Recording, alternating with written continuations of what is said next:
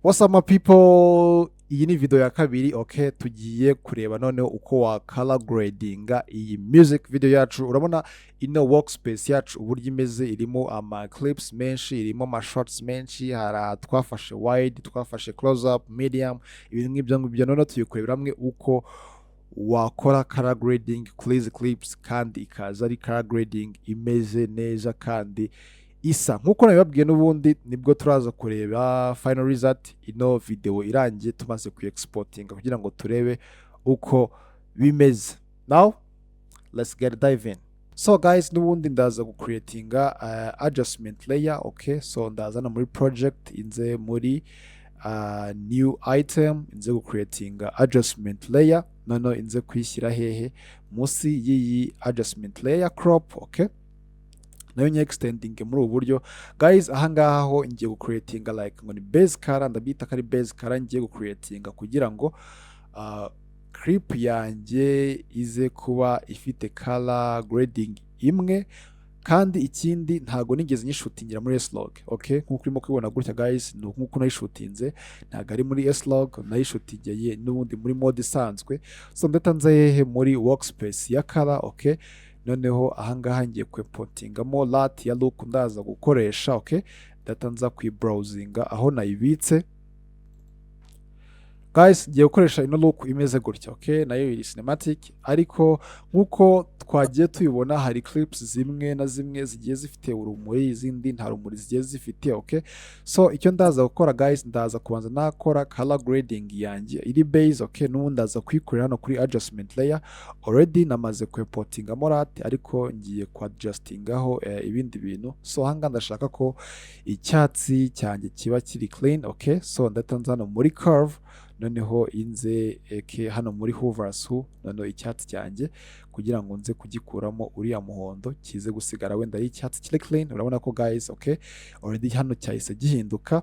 And then so ninza hano no muri color wheels, ndashaka ko hano muri shadows zanjye nza kwadingamo k'ibara rya blue, okay. Ndaza gukoresha hano muri color wheels, okay. Ona yuko guys already akabara ka blue kagiyemo. And then so ngaruka hano muri curve, noneho inze kwadinga cyangwa inze guhereza saturation, amabara mfite muri clip. Hanga mfitemo ubururu, still ndaza gukoresha ino hover sat, okay. Inze kuyongera saturation muri ubu buryo, okay. Noneho ninza kureba ko ku zindi angles niba nta yandi mabara mfite guys. Urabona ko hano muri frame yanjye amabara mfite y'ingenzi cyangwa se yiganjemo ni umweru, icyatsi n'umukara, okay. Ubwo nivuga ko kariyo yes ndimo gukoresha cyane cyane. And then guys, muri highlight naho ndanshaka kuza kuhahereza nk'irindi bara, yes, nshaka kuhahereza ibara rya green kugira ngo kaze kuba kari cinematic mu kuntu, yes, biri clean, okay. This is really nice. So guys, noneho ikintu ngiye gukora ko already namaze guhereza look yanjye iri base, ndabyita it's a base color, okay. Ubwo icyo ngiye gukora, ngiye kuzandita kuri buri clip, aho clip ifite overexposed nkagenda nyigabanya, aho idafite urumuri nkagenda rwongera, ariko nakanze kuri buri clip, okay. So guys, mbere yuko ndangiza kuri base color, okay, reka nsige nyihaga skin tone yes gakeya, okay, muri ubu buryo. Aza kuwa smoothinga, okay. Then nkaza kwadingamo yes aga skin tone akangaka, yes, hanga birasa neza cyane, okay guys. So gutya already narangije. So icyo ngiye gukora rero, ubwo n'urugero reka nze gushaka clip ifite, urabona ko nkingi isa neza, ntago urumuri rwinshi ntabwo ari rukeya, ruri balanced. So okay, ndagerageza gushaka nka clip ifite urumuri rwinshi. Urabona nkingi guys iri overexposed. Icyo ndaza gukora rero, ndaza gukanda kuri clip nyirizina, okay. Noneho ahangaha icyo ndaza gukora, ndaza kugabanya ino highlight gutya, okay. Inze no kugabanya shadow, okay. Yaba ngombwa na exposure yari nyinshi uraza ukayigabanya nako guys. Noneho uno mwenda uhise uzana textures, okay. So then nuko guys, ndaza kubikora kuri buri clip guys, yitwa ko clip irimo kugaragara muri indirimbo. Ahangaha urimo kubibona ko guys reflector yamubayeho nyinshi. Icyo ndaza gukora, okay, first ndaza no kuri exposure, okay, ngabanyeho gatoya, okay, no kuri highlight, okay, urabona ko guys gutya byibuze birasa neza, okay. So nuko nguko guys ugenda nyine uri gukora color grading kuri buri clip, ugenda wita kuri buri detail y'akantu wagiye yes ushutinga, okay. Ahangaha bimeze fresh kugira ngo nubundi uze kugetinga look aba ari yayindi. Icyo uri gukora nubundi ni ukwadjustinga light, okay. Nk'ahangaha kuri iyi clip guys urabona ko ni imyeru gusa, okay. Ikintu uza gukora nubundi still nubu uza kugabanya exposure. Urabona ko imisozi yanjye ndimo kugabanya exposure, imisozi igatangira kugaragara neza, and then kuri shadow naho ni gutyo, and then no kuri highlight, okay. Guys akenshi nubundi ukoresha exposure, highlight na shadow, okay. Wenda iyo wabonye indi yes nk'ingiyi ushaka gukoresha nka contrast, okay. Urabona ko irimo ikintu kimeze nka fog, ushaka gukoresha contrast ariko already n'ubundi wagabanyije ya exposure, highlight, okay. Urabona ko na contrast nayo yes nayo hari ikintu yongeramo kugira ngo couleur yawe ize kuba igaragara. So guys nuko nguko rero ngiye gukora kuri buri clip yanjye yose, okay.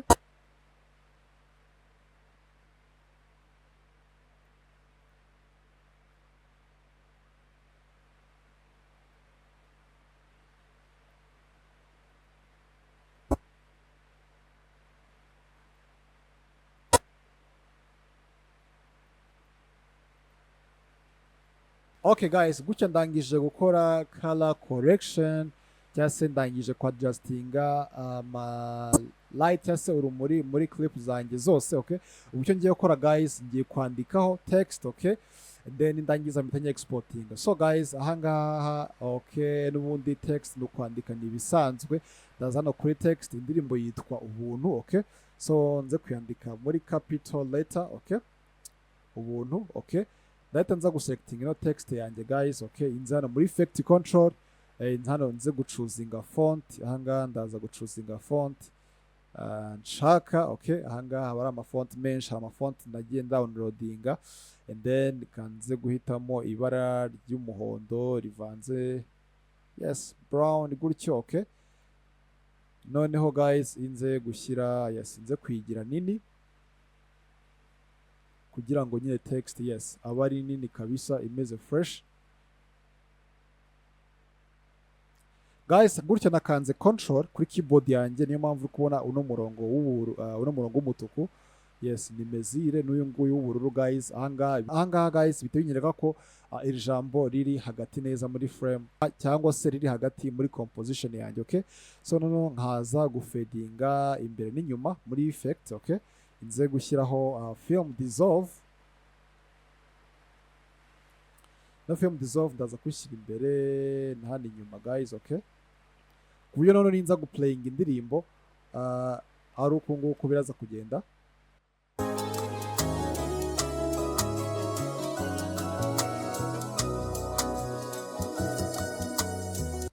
Okay, so guys noneho iyo ufite nka logo, for me ngiye nkoresha logo yes ya directed by LB, okay, ariyo iyi ngiyi ndaza kwishyiramo n'ubundi nk'ibisanzwe guys, okay. Urabona ko already ahangaha ihita ijyamo. Iyo ushaka kwishyira hagati ushyira ku ruhande, wishyira nyine muri space ushaka, and then warangiza n'ubundi ukaza kuyifadinga, okay, n'ubundi nk'ibisanzwe guys. Ahangaha projet nkako ari muri 4K already iba yaremereye cyane guys. Iyo iri kugenda gutya gake gake uhita uzana kuri full, ahangaha ukayiplayingira muri 1.4 cyangwa se 1.8 yes gutyo ubona ko igiye neza nta kibazo. Yes nuko nguko bikora urimo kweditinga n'ubundi guys. Akenshi ukoresha 1.4 kugira ngo yes ibyo uri kweditinga bibe biri smooth, ariko ntibivuze yuko biba bitaye karite. Yes ni uburyo bwo kugira ngo weditinge nyine byoroshye kandi byihuse. So guys iyo umaze gushyiraho amagambo imbere n'inyuma byose warangije, nicyo giye kugira ngo nze kuyi-exportinga clip yanjye. So ndahita nzahehe hano kuri export, ahangaha urabona ko mise mbona indi window, okay. Hano kuri file name indirimbo ndaza kwita ubuntu, okay. Nuko iraza gusohoka yitwa, okay. yes ubuntu, alright, muri ubu buryo. And then ahangaha location naho projet yanjye nshaka ku exportingira, reka urugero nze ku exportingira no kuri desktop, okay, nze gukanda save. Already hariho indi ndirimbo yitwa ubuntu, yes, leta nyita ubuntu n'urugero official.